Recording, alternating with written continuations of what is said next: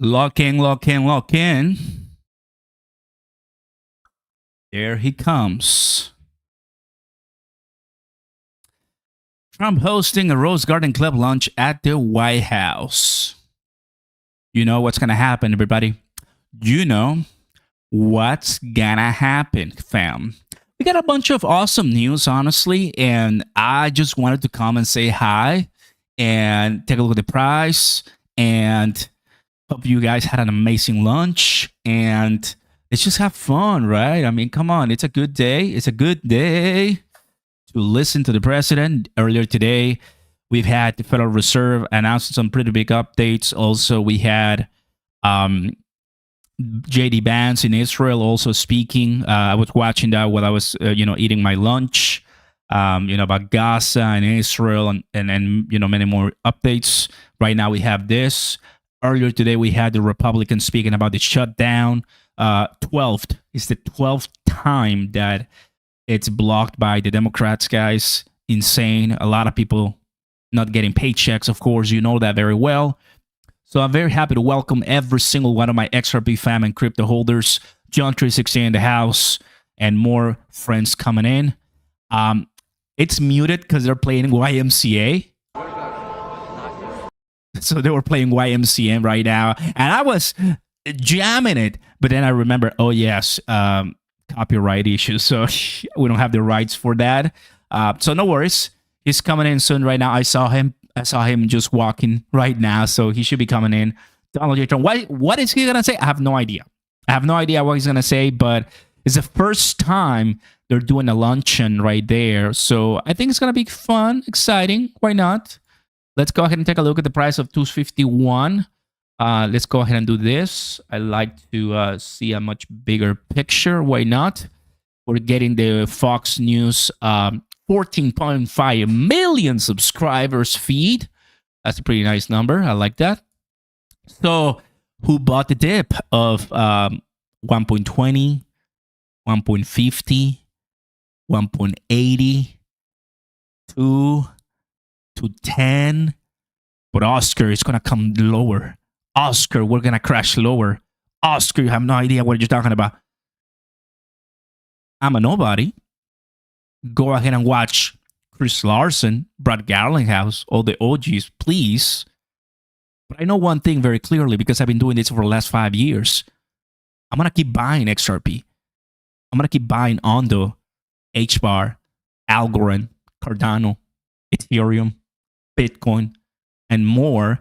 Because if the chairman of the Securities Exchange Commission is telling us that we are a decade behind, am I that stupid not to listen and understand that we are just so early? We're so early. That's why it doesn't make any sense. We're so early, guys. Please. Oscar, you're saying XRP to $30 or more? Why not? There he is. He's just walking around the Oval Office. Drop a like, everybody. Consider subscribing to the channel. First link down below to BTCC. 10 days to go for the 3,000 XRP competition. So do it now, guys. We're looking green. Gold dropped. That's why I think we saw the pump. Gold dropped. It's everywhere. So let me see if they're still playing. Yeah, they're still playing. Oh, there he is. Look at Daddy Trump. He's just having a chat. So relaxed. While JD is in Israel with Jared Kushner, Steve Witkoff. Yesterday, I was watching the Steve Witkoff and Jared Kushner 60-minute interview. Look, if you're like me, a nerd for all of that, it's a good one. Not many people are like me. Like, I just like information a lot. I just watch everything. I just listen to everything because I want to learn. But it's a pretty good one. It kind of gives you a good background of what they were doing, right? To after the attack in Doha. I mean, just a lot of great knowledge. If you want to go above and beyond through the noise. Yep. Very happy to have you guys. Welcome. You're not a nobody. You're very special to us. Thank you. Thank you, JB. Appreciate that a lot, buddy. Welcome. Because I said it was Mummy, another account. What's up, Mummy of the Alka? Good to see you, buddy. Welcome. Thanks so much. Daddy Trump, I just laugh out loud. You're so funny. We just want to make sure that we bring joys to this crypto space that you can tell it can be devastating, right? October 10, people lost their lives because of that mega liquidation event. It's 11 days, right? It's been 11 days now. Later, and we're no longer at those levels. Gold is coming down a little bit. Quantitative easing is going to come.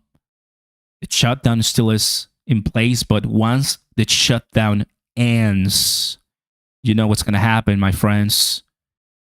You know what's going to happen. Oof. So this shirt is sweaty. Let me change that very quick.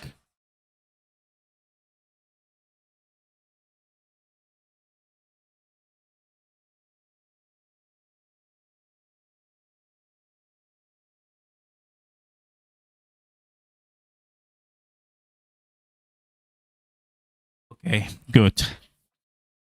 I was doing something in the garage, and I sweat a lot. So here in Texas, 100 degrees, 95 plus degrees. It's sweaty. But you know, some of you know. If you live in Michigan, you live in Minnesota, you have no idea, right? But in Texas, it's we're in October, and it's hot. How we doing, guys? Okay. Wow.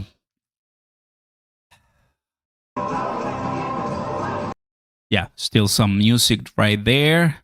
And the president just chilling. I mean, these are the times that we do have a little bit of a behind the scenes. And Fox, they're always ready to sneak in, you know?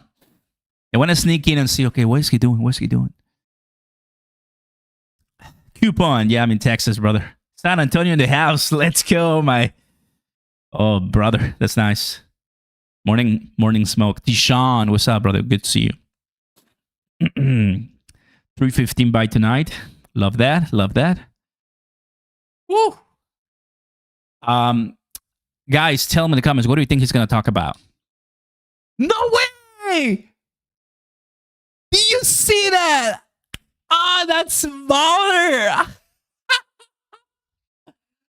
Oh my goodness, do you see that? No way. Oh my. Nice Coke. Diet, please. No way.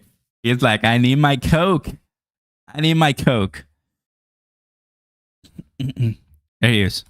Ladies and gentlemen, the President of the United States.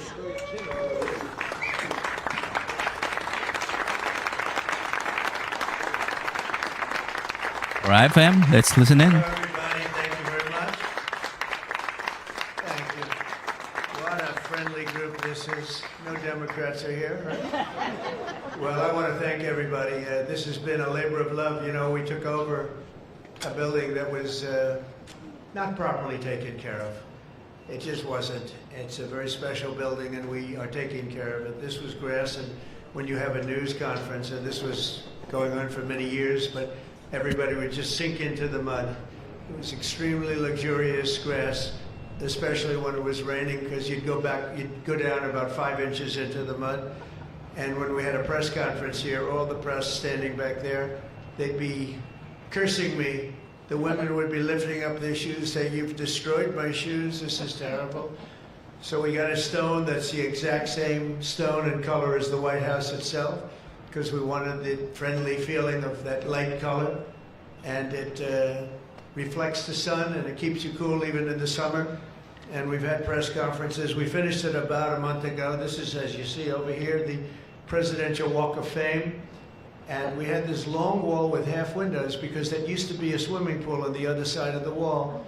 That was the swimming pool where Jackie would say, "I hear women inside. Are women inside?" quite famous. I'm not saying anything. This was a part of a movie. And the Secret Service said, no, ma'am. There's no women inside, ma'am. I'm sorry, ma'am. You're going to have to move along. But I hear women inside. No, ma'am. You'll have to move along, ma'am. So that was the famous swimming pool. Now it's even worse. It's for the media. They covered the pool up. They covered the pool up, and now it's for the media. And I think we have a small representative group. I don't think they allowed the rest of them. I can't believe it. What happened? They're all on the other side of the wall. Can you believe it? Because this is supposed to be sort of a private event. And there is no such thing in politics as a private event. Lindsay, you learned that Welcome a long time Planets. ago, right? Cheaper. The great Lindsey Graham, doing fantastic. You're up 34 points, Lindsay. That's right. Thank you. It's not bad, I'll tell you. It's not bad. So, so we did the Presidential Walk of Fame from the great George Washington all the way to, well, I think we have to rate him above me. So it's less than great, less than George. Somebody went up there and they say, you're the third best president in the United States. This was on television, third best. And they said, who are the first two? George Washington and Abraham Lincoln. And I got extremely angry at this man. You know, you can't. It's gonna be tough to beat, Mr. Senator. It's gonna be, John. It's gonna be very tough to beat Washington and Lincoln, but we're gonna give it a try, right? Hey, they didn't put out 8 wars, 9 coming. All right, we put out 8 wars, and the 9th is coming. Believe it or not.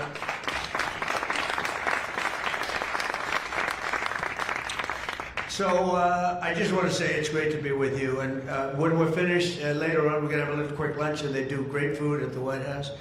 And this is used sometimes for evening, where we've had some incredible people for the evening, and some of the big foreign leaders have been coming.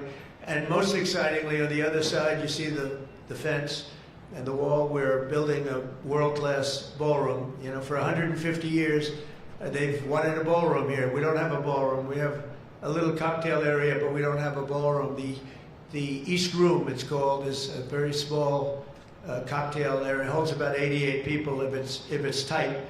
And I said, if I do this again, I'm going to get a ballroom built, and we're putting up our own money. With the government is paying for nothing. You probably hear the beautiful sound of construction to the back. You hear that sound? Oh, that's music to my ears. I love that sound. Other people don't like it. I love it, Josh. I think when I hear that sound, it reminds me of money. In this case, it reminds me of lack of money because I'm paying for it, so it's the opposite. But it's going to be one of the most beautiful ballrooms anywhere in the world, and it's going to be able to take care of tremendous things. When you have, as an example, I'm going to see President Xi in 2 weeks, going over to 2 weeks. South Korea. We're going to meet in South Korea. We're going to talk about a lot of things. They want to discuss the fact that they're paying 157% tariff. It's a little higher than they thought. And we're doing very well. I think we're going to do well in that negotiation. We've done well, as you know, with Japan, with South Korea, with Europe. The European nations got together. We made a deal. And it was all based without the tariffs. You could have never made the deal. I'll tell you what, tariffs equal national security. Remember that. Tariffs equal national security. You got to remember that. And they also equal wealth for our nation, because we've taken in hundreds of billions of dollars in a very friendly manner, given to us by nations that used to take it from us. And they used tariffs on us. We never used it on them because we were foolish. Or we were led by people that weren't business people. But it really does. It equals national security. And I wouldn't have put out, I mentioned 8 wars, 9 coming. Of the 8, 5 were based solely on trade and tariffs. India, Pakistan were going at it. 2 nuclear powers, and serious nuclear. What's up, Caleb? 7 planes shot down. They were ready to go, and I called them up. I said, you go to war, and we're not doing a trade deal.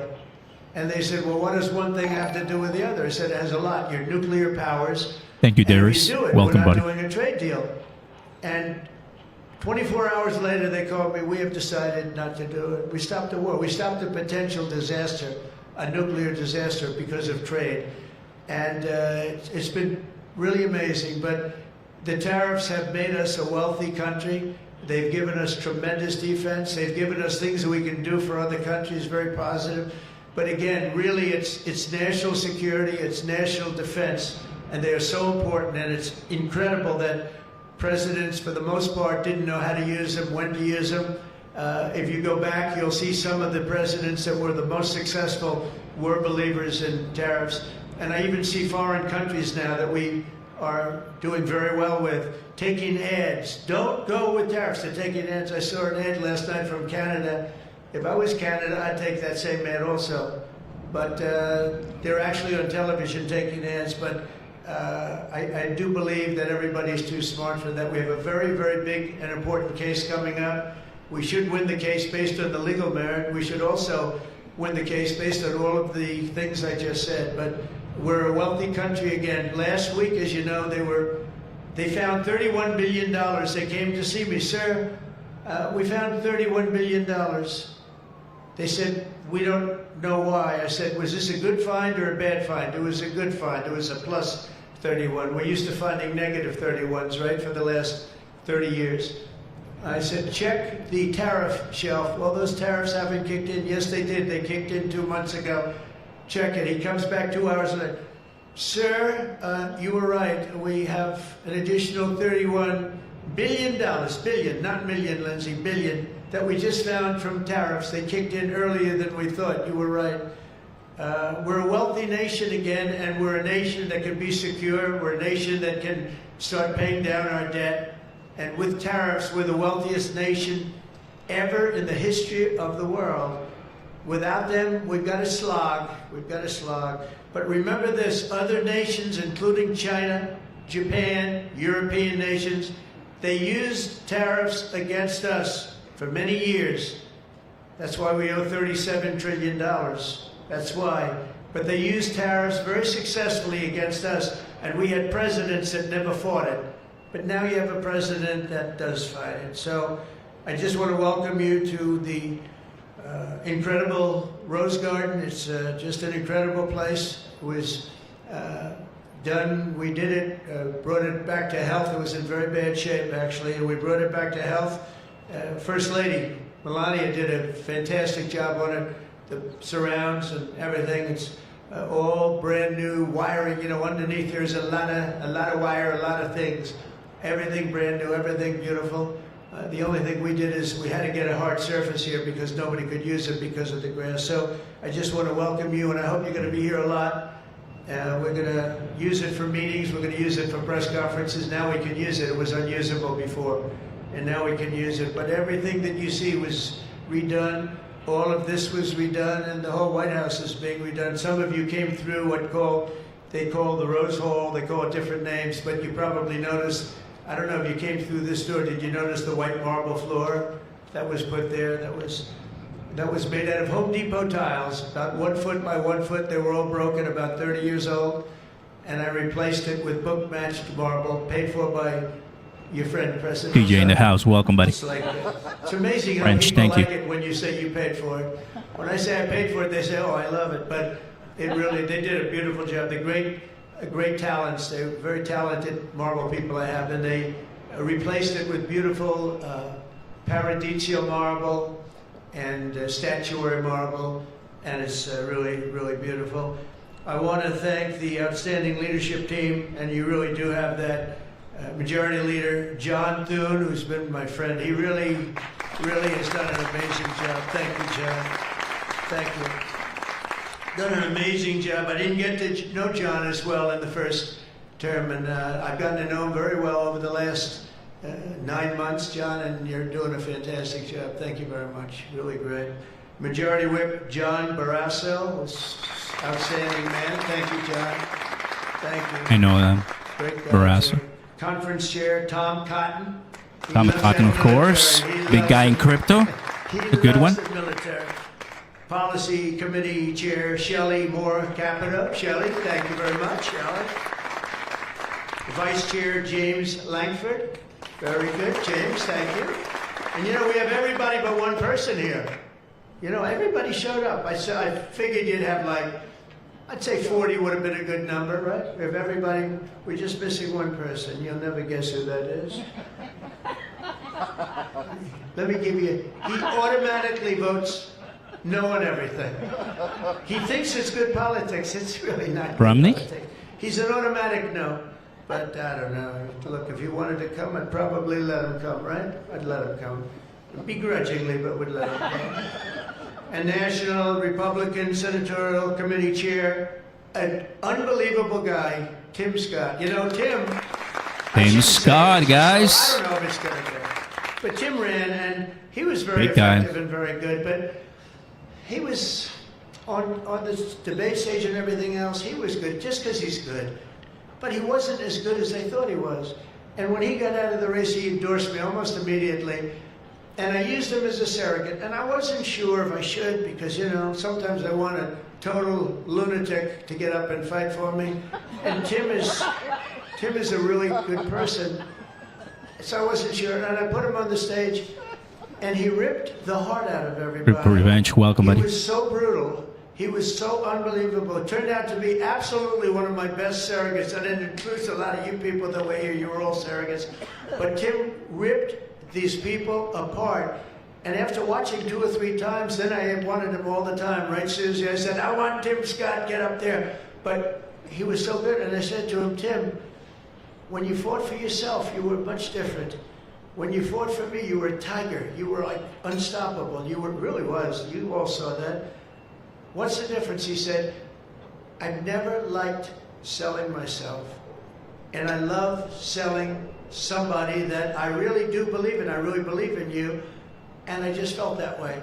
And it was so nice the way he expressed it. And I want to tell you, you are a champion. You are a winner, and congratulations. Thank you very much. I never love telling that story because I'm not sure if it's a good or a bad story, but I'm telling you, you are an amazing guy, and you fought for me so hard, and I really appreciate it. You got to be my #1 choice, Tim. So something happened. I appreciate it. And you're doing great doing what you're doing right now. I also want to thank the entire Senate Republican Conference for your tremendous work on confirmations. Boy, did we have a couple of weeks, huh? We had some, I signed like 150 of them, and I didn't use an auto pen, by the way. I signed, you know, when you're signing these important, like a general getting approved for 3-star to 4-star and all of these different things and big confirmations and, you know, big stuff, you really have an obligation to actually sign it, I think. You probably noticed right there, number 46, we put up, right? We put up a little bit of an auto pen. We have 46, we have 45, we have 47. It's very interesting. Yeah, 46 is an auto pen. It's up there. It stays up there. People like it. It's probably going to stay up there for a long time. And I know you're looking into that. And by the way, the auto pen person said he never spoke to Biden. He worked the auto pen. You're not allowed to do that. So if you're looking at anything, just remember it. And remember, they treated us very badly. They treated us very, very badly, so I think you're allowed to just report the truth, including the confirming of my cabinet much faster than first time. I mean, we went so fast, and I give John Thune and all of you credit for that. It was amazing. All of a sudden, I was calling John, I've got to get him approved. Come on, John, because I was getting like one every 2 weeks. And you know, people, they left their job, and they left everything, and it looked like they were... All of a sudden, it was like an avalanche. They walked in, James and James, my double James, I call them. They walk in, and they had like so many of them. I said, you got to be kidding. Is this like, are you for real, right, James? John Thune did his job, and you got them all done, and you have all those people out there working now, and instead of being very upset with the fact that we couldn't get them approved quickly. So I really appreciate it. You used a method that I wish you could use on U.S. attorneys. You know, I have 10 U.S. attorneys who are phenomenal. A Harvard, a Yale, a this, a that, all top. And the problem is they're not going to ever be confirmed, I guess. I put them in. They'll be there for 3 or 4 months, whatever, and then they have to leave. Because anytime you have, as you know, anytime you have a Democrat senator, not even 2, just 1, they'll say because of the time we're in, we're not approving that person. We're not approving. They never do. They won't approve. And therefore, because of blue slip, I have to tell the person after 3 months, I'm sorry, you'll have to leave. And I put somebody else in. And I've had Democrat senators say the only one who'll ever approve is a Democrat. This is not constitutional. Yes. And you really, I hope you can look at that blue slip thing, because I have 10 people that are phenomenal, and they're gonna have to leave office. Highly educated, top of their class, everything, and they're gonna have a mark on their career that they were a U.S. attorney for 3 months or 4 months, and then they had to leave. And that's so unfair. It's unfair to the public, because the public voted for me in a landslide, and I'm supposed to be picking the U.S. attorneys, and this goes for judges also, but actually more so even for the U.S. attorney with the blue slip. So I have these phenomenal people, many of them young, but truly fantastic people, and they're wondering what's going to happen in another 3, 4, 5 weeks. They're going to have to leave office. I think it's a shame, and I hope you can do something about it, because I'd like to tell those people, you know, we put you there, and you're not going to have on your resume for the rest of your life, you were there for 4 weeks or 6 weeks, and you left like you got canned.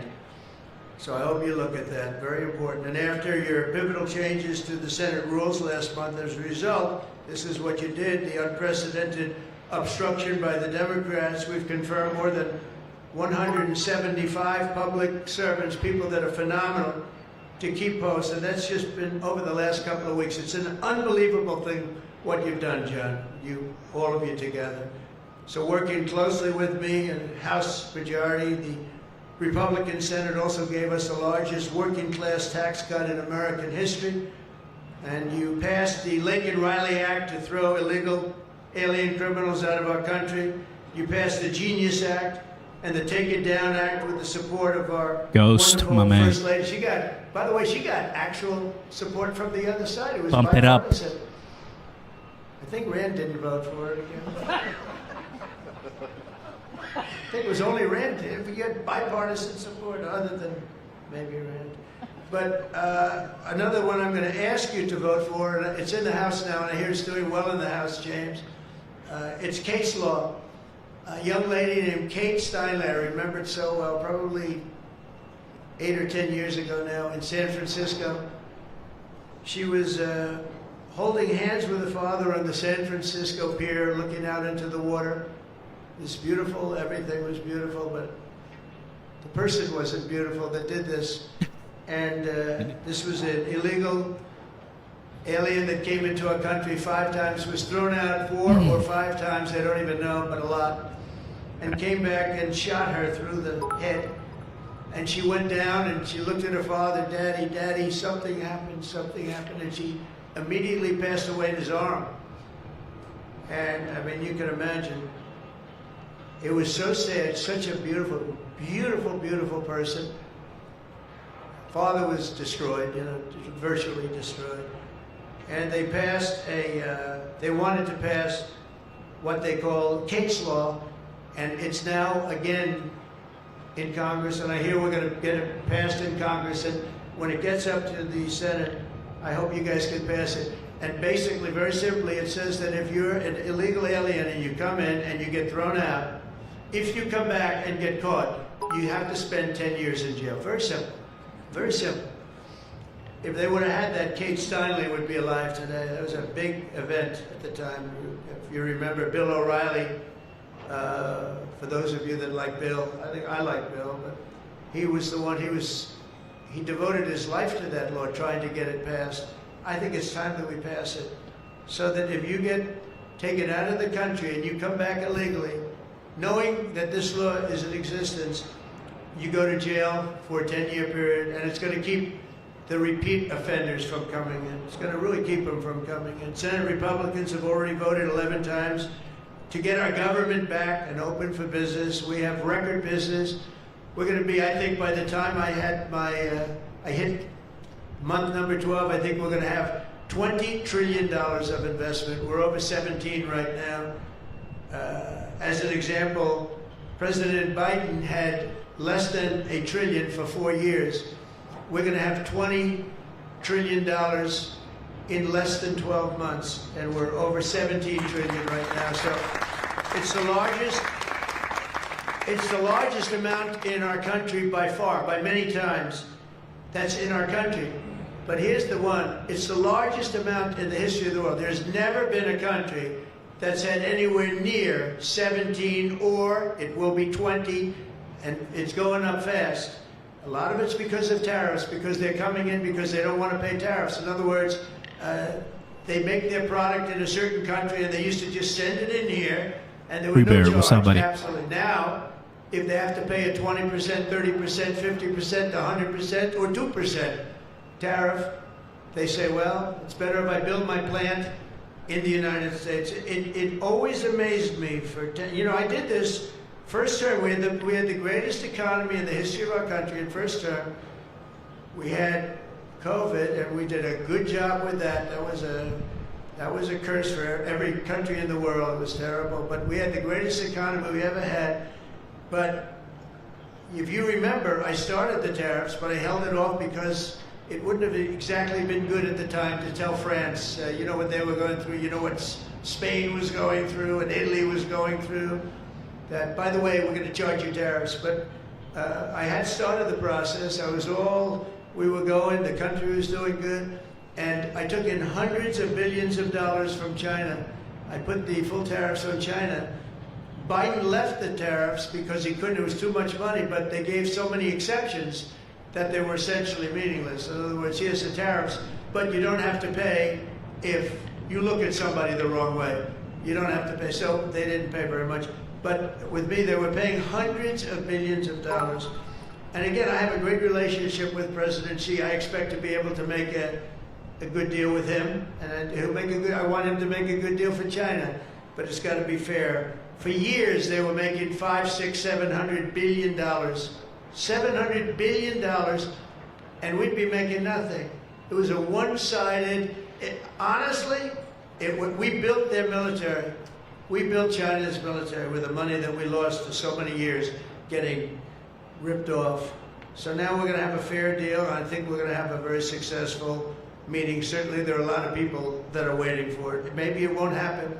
Maybe it won't happen. Things can happen where, for instance, maybe somebody will say, I don't want to meet, it's too nasty. But it's really not nasty, it's just business, and we're gonna do a good job representing you people and representing the people of our country. Unfortunately, in a craven and pointless act of partisan spite, Chuck Schumer, who I've known for a long time, and the radical left Democrats are holding the entire federal government hostage to appease the extremists in their party. And they are extreme. I mean, I've never seen anything like it. They're extreme, and you know what? We had a landslide election. We won the popular vote by a lot. We won the swing states, all 7. Remember, they said, oh, if Trump could get 3 swing states, he'd be... And, well, I didn't get 3, I got 7. We got all 7 by a lot, by record numbers. We won the Electoral College, 312 votes. They said, it's very hard for a Republican. It's harder for a Republican. Although now I think we've swapped it. I think it's now harder for a Democrat. Because if you see what we've done with the Hispanics, with the black workers and black men, and recently a poll came out with black men and women were doing so well. You know, they want security. They don't want to have their city destroyed. Women in Chicago, beautiful black women walking around with red MAGA hats because they don't want to be mugged and shot and everything else. And then you see a Democrat get up and tell you how safe it is in Chicago. You know, they've had, in a fairly short period of time, 4,000 murders. This is over a short period of time. 4,000 murders. And they had a holiday where they had 28 people killed and almost 100 shot. And then you listen to this guy, Pritzker. I've known the family for a long time. They threw him out because he was no good, and he became governor. He's got money through the family. He didn't make, he's got money through the family. But they threw him out, he became governor. I said, I wonder how he's going to do. It's a crime palace, it's a shame. And you know what we did in D.C. is unbelievable. You people, you can walk down the middle of the street, Mr. Senator, you can walk down, you can have your wife meet you at the restaurant and she's not going to be accosted, shot, beat up, raped. It's unbelievable how bad it was. It was one of the worst in the country, and now it's stone cold. I don't say the word perfect, but it's pretty damn close. And you know, they would average more than a murder a week in Washington, D.C. This is just before we got here, a murder a week. Think of that. The capital in my opinion, the capital of the world. They come from Iowa, they come from Indiana, they come from Florida. You call up the parents, I'm sorry, sir, your son has been shot and killed. We have no crime here now. We have no crime. And the National Guard has been unbelievable, the job. Unbelievable. And you know, it also looks better. I do a tour, I hop in that beast. I feel very safe in the beast. The windows are this thick. But I hop in the beast and I tell the Secret Service, let's drive around town. I used to do that myself. I could drive myself around. I actually like that better. But now I don't think it's a good idea. But we drive around in the streets. The place is looking much, the grass is good, the fences are down, there's no tents, there's no anything. We are looking like it's just a whole new look, and the most important thing, there's no crime. And we're going to fix the roads. We have great pavers. We're going to fix the medians in between the roads, which are half of them are falling down. We're going to take some of the tiles off the bridges, the tunnels that you have. They've been up for 40 years. They're rotted. And we'll put up brand new, gorgeous white tiles like it's supposed to be. But this place is looking really good, and we haven't even started the real fixing up of the town.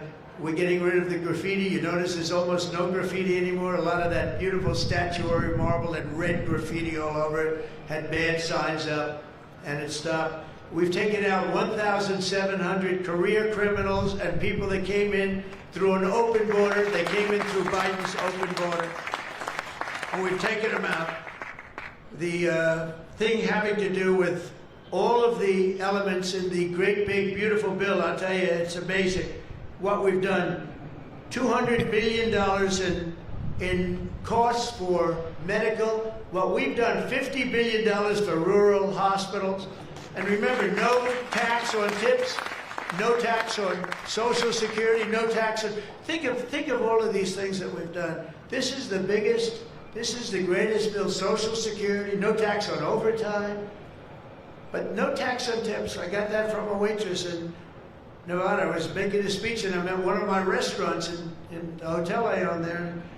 And I say, how are you doing? Well, sir, it's terrible. They're taxing my tips. They're going, I wouldn't have even thought that. And I looked at it, and she said to me, sir, there should be no tax on tips. I said, say it one time more. No tax on tips. I walked outside to the press. I said, there will be no tax on tips. She was right. And we won that state by a lot. That's not a state that we win by that much, David, but we won it by a lot. So it was pretty good. But that bill is chock full of so many different things. So it was the biggest bill. I'm actually saying this to the fake news so that they maybe print it, but maybe not, because you people know. It was the biggest bill ever passed in Congress. And what we did was a little risky. We put everything into the bill, John, right? And some people were against it. They said, no, you got to do small bites. And we gave it a shot, and we got it passed. I got a call from John. He said, it was 3 o'clock in the morning. Sir, we have 4 hard no's. Could you please call him? I said, what time is it, John? It's 4 o'clock in the morning, sir. So I call up. One of you is sitting right here. I said, Jim, could I say hello to you? It's 4 o'clock in the morning, right? He said, sir, you have my vote. And I said, wow. Then I called up another person. I'll use fictitious names. Doug, could I get your vote?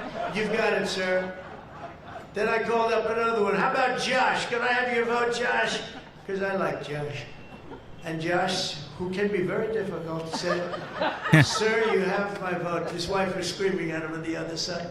Sir, you have my vote. But I called people, and they weren't really hard-nosed. They wanted a little attention, unfortunately, at 4 in the morning.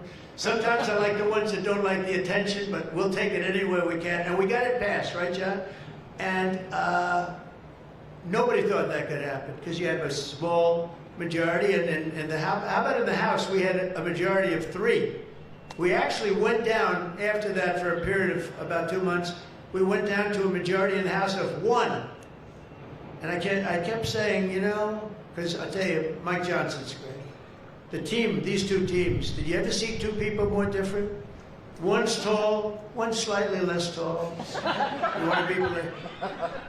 They are very different people, but they're the same in terms of talent. They did it. The 2 guys, and they get along incredibly well. We all do. We get along great.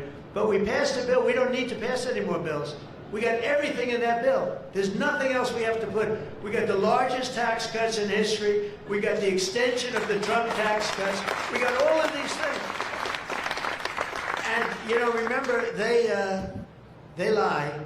They will look at I saw it the other day, they were talking about, I call it the great big beautiful bill, but that's what it is, the great big beautiful, the biggest bill ever passed. And what they say, they make up stories. And I saw they were interviewing a senator, and they said, well, what's wrong with their bill? He didn't know what to say, because there's nothing he could say. It covers everything. He said, death, death. It brings death. Now, if I'm a regular person and I hear that, I say, oh, that's terrible. But it's just the opposite. It brings life. It brings Medicaid, Medicare, Social Security. It secures all those things. And they just are so bad. You know, they said death. It was like death. And there's nothing about death. Theirs is death. Because they're going to lose Medicaid. They're going to lose Social Security. They're going to lose Medicare. All of those things are going to be gone because the whole country would be bankrupt. And you're not going to have any kind of medical insurance. So with us, it's the opposite. And it's a great bill. We don't need any more. And I want to just say from the beginning, our message has been very simple. We will not be extorted on this crazy plot of theirs. They've never done this before. Nobody has. You always vote for an extension. Chuck Schumer and the Senate Democrats need to vote for the clean, bipartisan CR and reopen our government. It's got to be reopened right now. Open it so we can pass an extra PTF. They are the obstructionists. And the reason they're doing it is because we're doing so well. We're doing well all over the world. We're doing well with the close to $20 trillion that I just told you about. It will be that number, but even if you take it down to over 17, that's a guarantee. We're doing well with everything. Car plants are pouring back into our country. AI plants, we're leading, we're dominating China right now in AI. And I did something that I think you'd like, because we have an old grid, it's a tired grid. It doesn't have the juice that you need to fire up these plants. You know, these plants will need more than double the energy we have right now for the whole country. That's how big it is. And we can't do that. There's no way we can do that. China's building right now 52 power stations. But I did something better. I'm letting everybody build their own power plant so they'll become like an electric utility in addition to AI. But if they want to build their own plant and we get their approvals within less than a month, it used to take 5 years prior to rejection. Sometimes a guy in Louisiana, they had one that took 12 years and then they got rejected. I got it approved in 2 weeks when I got into office. That was the first term. And the plant is up now, and it's been a great thing for the state. I did it twice, actually. I got 2 of them that were dead after 12 years, and I got them approved, both of them in less than a week. And that's what we're doing. Lee Zeldin, by the way, is doing a phenomenal job, Environmental Commission, I have to tell you. He knows that we have to get them fast, and we're getting them fast. So we're leading China in the AI race by a lot. Under Biden, Democrats voted 13 times for continuing resolutions to keep the government open. And all we want is simply to ask them to do it once again. They always voted for it. They never voted against it. Nobody votes against it. But they do that, and they do. It's partially my fault. I mean, I'm watching you, and I'm looking at all these great faces that I've seen. Really great people. I think with few exceptions, a couple of you I don't like that much, but with few exceptions, great people. And you look at what they do, and you look at the game they play, and it's a horrible game. And, you know, we have the hottest country ever. This is the hottest country anywhere in the world. And I say this, I'm sure you've heard me say it, but I was over in the Middle East, and the King of Saudi Arabia and others also said essentially the same thing. They said, you know, President, a year and a half ago, your country was dead. We never thought we'd see this. And right now, you have the hottest country anywhere in the world. We do. We have the hottest country anywhere in the world, which tells you about leadership, and that includes your leadership. So as you know, my door is always open to anyone. It's not like that AOC, how about her, where she said, she's talking about having rebellions and everything. She said, well, my door is always open. But she's not the leader. I'm sure the leaders felt very nicely about when she said her door's open. Who the hell wants to go into her door anyway? She doesn't know what the hell she's talking about. She's the one that started. You know, I remember, I'll never forget, she never took a course on the environment. And I watched her one day, and she was on television, and said, yes, our planet will be dead within 12 years. That was a long time ago. Our planet was supposed to be dead. Remember the 12-year theory? We were environmentally dead. Now, these people, they've got an agenda that nobody quite understands. The good news is they don't understand it either. They really have no idea. But the people do. The people understand. We're giving you the biggest tax cuts in history. All of these things, it all adds up that we should do fantastically well in the midterm. The only thing wrong with the midterms is that statistically, when you look, a president gets elected, and for some reason, and nobody, even the great John Thune, cannot explain to me, for some reason, even if he's a reasonably good president, and we've had success like nobody, but for some reason, you lose the midterms. I don't know why. I mean, the odds are tremendously against, like 92% or something. It doesn't make sense. If you have a great presidency, it only makes sense that you win the midterm. So there should be no reason for it. Somebody's going to explain there might be some dark, deep psychological reason where they want to vote the opposite way. I don't know what it is, but we have to win the midterms. Otherwise, all of the things that we've done keep an eye on will Barron. be taken away by the radical left lunatics. I mean, we're going to end up with a Barron communist Trump. mayor in New York. Can you believe it? A communist. Remember, I would always say, we will not have a socialist elected in our country. Remember, I'd say that all the time. And I was right. We skipped socialists. We got a communist elected. So I didn't tell a lie. I didn't tell a lie. I was right. We'll have a communist, not a socialist. But we've already seen the impacts of the dangerous game that they're playing. Democrats are causing delays in our air traffic control system. So important. We wouldn't have had, you know, this Pete Buttigieg. He spent billions of dollars on fixing the air traffic control that used copper wire going into glass wire. Any union electrician here or any non-union electrician would say you can't hook copper into glass. It doesn't work.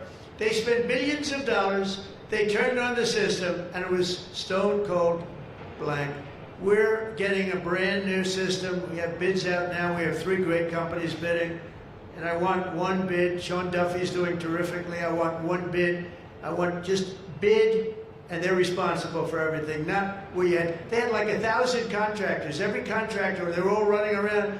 In the end, if one of them does a bad job, we want to be able to blame somebody, and it's going to be one of the very big companies because there's a lot of interest in it. So the air traffic control system is going to be rebuilt. Over 1 million federal workers right now, as you know, are going unpaid. That's the Democrats' fault. And children, tourists, unable to visit the museums in Washington, D.C., that we now have beautiful, safe streets, but we don't have the museums open. We should probably just open them. But we are doing things that nobody's ever done, nobody's ever seen. So all of this and the pain that the Democrats have caused during this reckless and completely unnecessary affair, and you can call it the Schumer shutdown or the Democrat shutdown, you can call it whatever you want. And I will say this, that we have Darth Vader. You know Darth Vader, right? Darth Vader is a man who, I think he's sitting right. Is that Darth? Stand up, please, Darth Vader. Stand up. Does everybody know? They call him Darth Vader. I call him a fine man. But he's cutting Democrat priorities, and they're never going to get him back. And they've caused us, and they've really allowed us to do it. And by the way, thank you. You're doing a great job, I have to tell you. So, really a great job. Because many of the things that they're cutting, like the New York project, $20 billion we're cutting it, they're not going to get it back. I mean, they're not going to get a lot of things back. They may not get it back. Maybe we'll talk to them about it. But they're losing all the things that they wanted. But many of the things that they wanted are things that we don't want. The things that are just so bad for our country. And we're cutting those things out. So while they thought they were doing maybe bad, maybe indirectly they're doing good. The cynical comment that they made all over the place, and all of their cynical remarks proves beyond all doubt that Schumer is a calculating political partisan, but we knew that.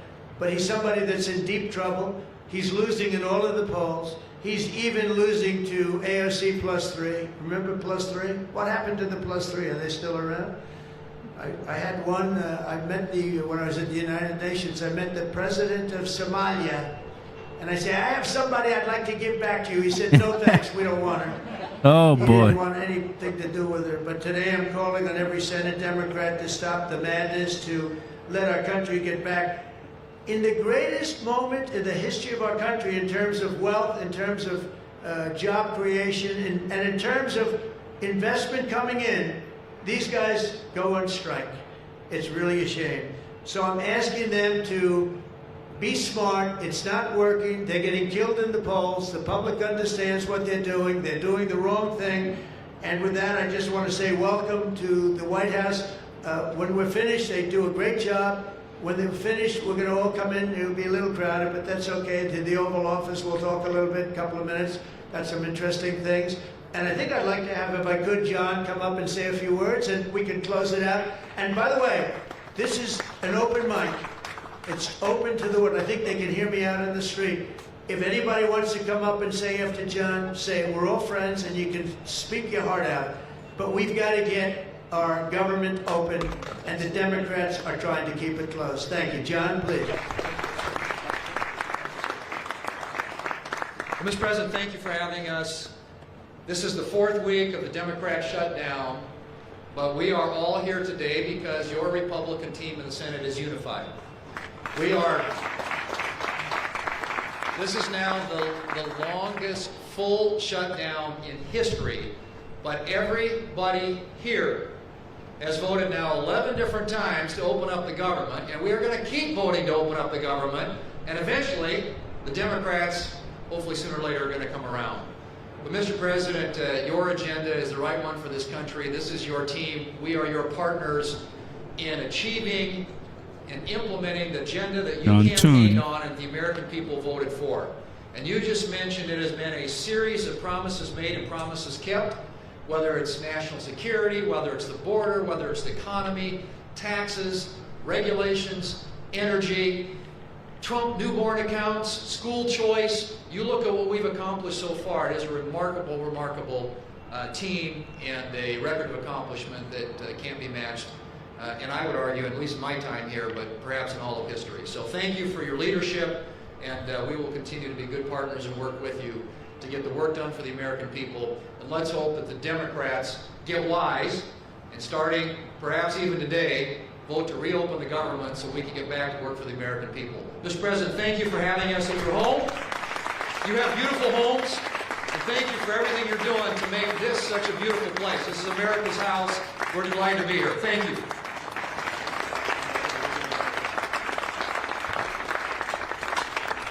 Okay, TV, we're done. Lindsay, that open mic doesn't fly. They're pushing Lindsey Graham to speak something.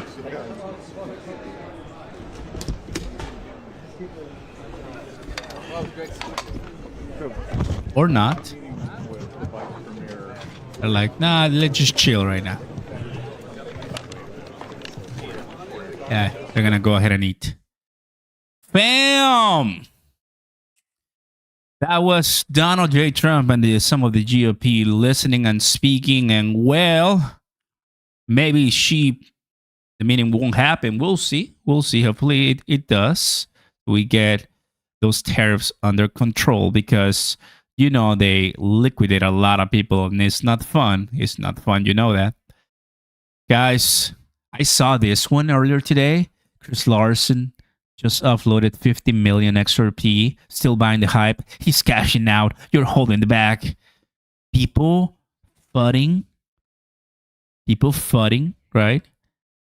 But instead, he's investing into Evernorth. Guys, it's a big difference. Big difference. They don't wait for the facts.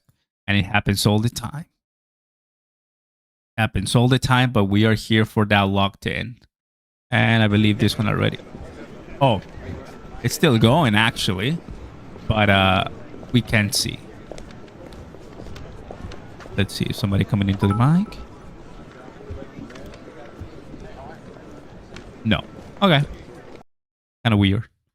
Let's take a look at Associated Press. Maybe they have some. No. Okay. Yeah, they already cut it. Perfect. My friends, a big, big reminder, guys, to it's just 10 days to go. And just FYI, I really want one of you to win a lot of money. We got the 3,000 XRP giveaway for Pumptober. Is this Pumptober? Well, it doesn't feel like it, but you know that we're coming back, and I'm bullish. So I see over 2,000 votes in that poll. So if you want to give it a try, if you want to go ahead and check it out, sign up on BTCC, which is the link down below. I got a lot of people who are already trading there, so happy to have you there, guys. Obviously, we've gone through so much this month, and if November is going to get better, well, you're just putting yourself in a really good position. Understand that leverage has risk. And what I'm doing right now is sometimes I also buy spot trading, right? You don't have to do leverage all the time. Plus, there's demo trading too on BTCC, which means that you don't use your money. You're using the exchange money. So trade, practice, and once you feel that you're good at it, boom, you can go with your money at live trading. Okay? So there's the info, guys. Bring in, usually we do 2,000 XRP, but for Pumptober, I wanted to do 3. And well, hopefully you guys like that because it's going to be pretty special for sure. Let's go ahead and close the poll right now. When is Powell speaking? Later, almost at the end of the month for FOMC. I'm feeling with 2.7 thousand votes, we have bullish, neutral, and people are feeling like, okay, anything can happen, right? We can continue going higher or we can just start going sideways. Yeah, there's a lot at stake right now, and I'm just excited that we keep getting the news that we deserve, and people are not forgetting about it. You know, they're not forgetting about XRP. Ripple is still finding ways, and I like that. You know, feels like we have a company that, although you don't support it, sometimes it's still there for us. So I love that. Well, everybody, there's the 1 hour. Wanted to say hi, and of course, hear what he had to say. The government is still shut down. We are not seeing much progress there. 11 to 12 votes already in, and they just cannot make it happen. Doesn't work. So we'll see if we continue waiting till Friday or earlier than that. Today's Tuesday, so a lot to do. Guys, to all my admins and to all the donors and the new subscribers and the new members, welcome back. Welcome to our stream. We didn't do Sunday Night Live because I was coming back from Coda, but I did make a video for you guys explaining everything. I'm bullish, and I want to say thank you guys to everyone here. And that's it. I'll see you next time, fam. Drop a like. Let us know in the comments right here down below. And well, guys, we go up, we go down, but honestly, right now it's just a little. It's the definition of buying Bitcoin at $100 and seeing it don't go the way you want for like 2 years, and then all of a sudden it balloons to 1,000, right, and then to 5,000, and you're like, oh boy, was I too smart? Well, just got really lucky.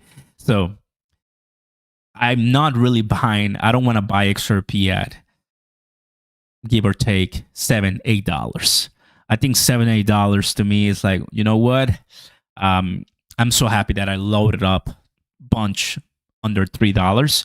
If I do buy XRP at $6-8, which we're gonna be looking at $500 billion market cap or so, I could be buying maybe in $500, $1,000 of XRP, but I'm not gonna be buying those big amounts because that's what I did right now. I'll be holding that XRP, but I'll be looking into other different great positions just to be more diversified, because the XRP that I wanted to own, I already have it, and it's just there chilling and growing long term, because that's the definition of financial freedom. We'll continue having a chat in the next one. Thanks for watching, guys, and I'll see you next time. Peace. Let's go, guys. You take care.